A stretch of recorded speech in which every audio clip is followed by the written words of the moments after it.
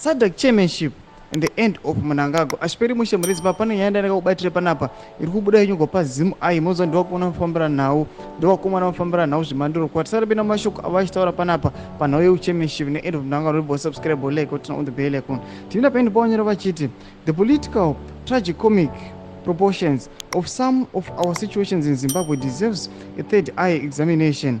By nothing more than rotation, we find ourselves assuming the SADC chairmanship, but don't tell to those candidates for Ngoma Huru who have taken to the highest mountain, proclaiming themselves Munumutapa.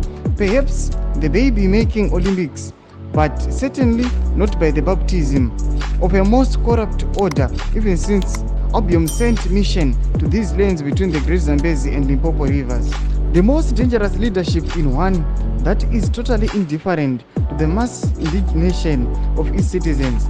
Commanding elements of administration have shown an unfortunate lust to take from the people and an unquenchable thirst to rub it in the face of every same people they steal from. Surely there must be some natural justice to put this create to bed once and for all.